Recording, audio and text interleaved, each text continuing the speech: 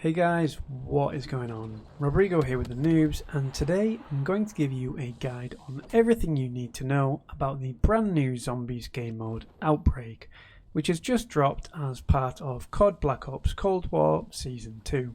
So stay tuned for everything that you need to know.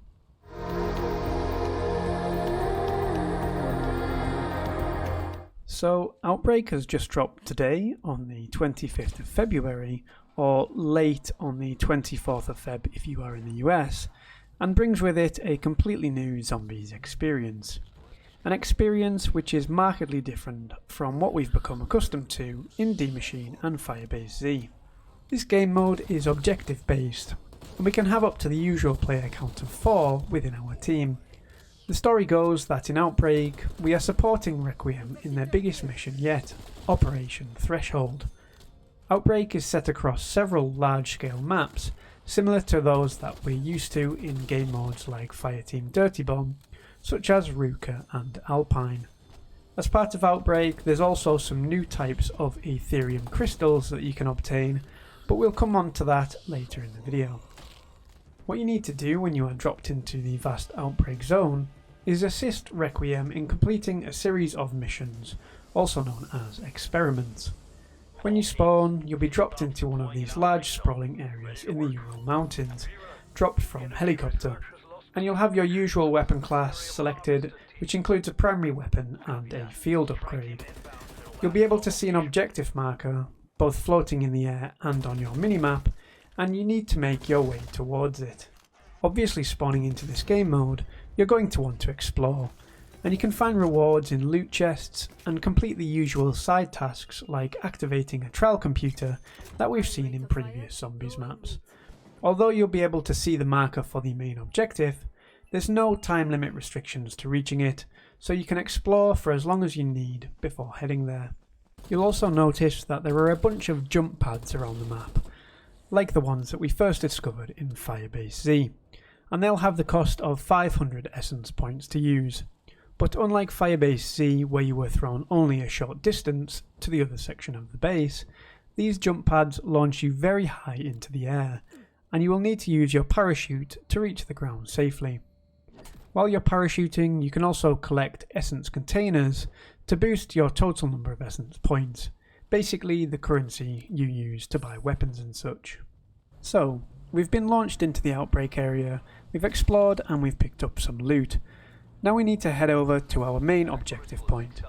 When you get there, you'll be sprung into one of 5 missions or experiments, and you need to successfully complete the mission/experiment or the game will be over. Assuming you can successfully complete whichever one of the missions I'm about to cover, you'll then have a chance to exfil, or alternatively to take on another one of the missions. But let's cover the 5 different mission types first. The first mission that you can be dropped into is known as Defend. This mission focuses on the idea that you need to collect a sample of genetic code and upload it into a computer portal so it can be analysed. When you've managed to upload it, you need to defend the machine while it works its magic to analyse the data. The location of this computer portal can vary each time.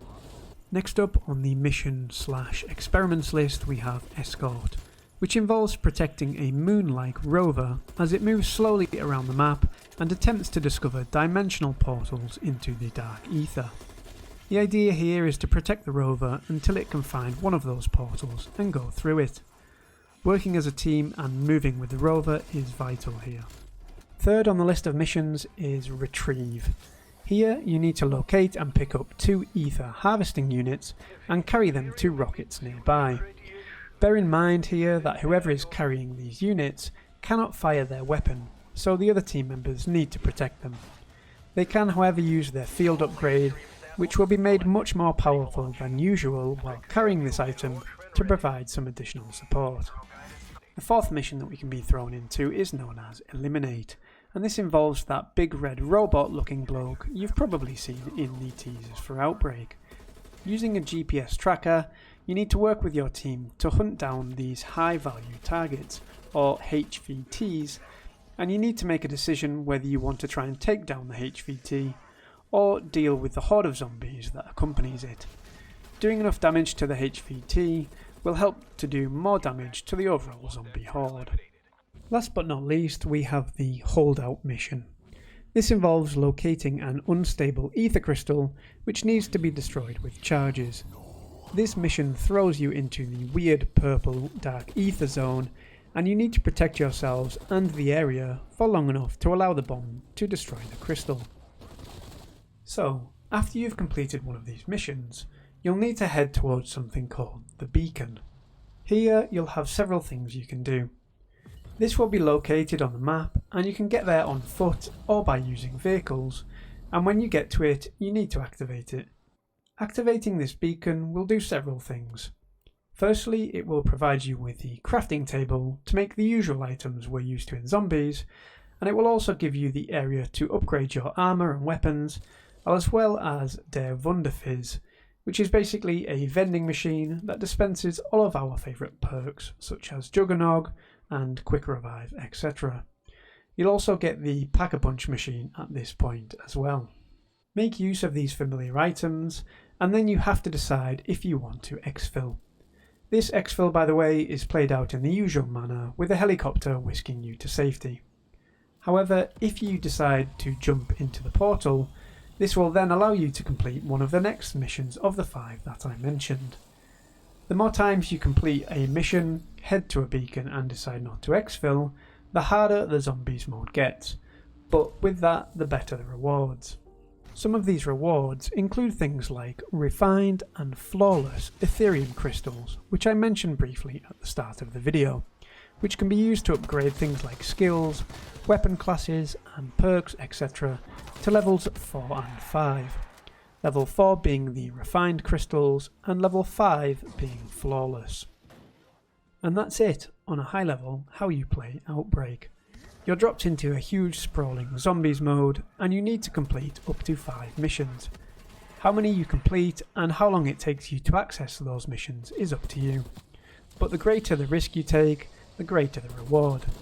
We'll have lots of guides coming out over the next few days on how to play these 5 missions in more detail, so make sure to subscribe so you don't miss out. Let us know in the comments if you'll be jumping into Outbreak, and as always, we will catch you in the next one.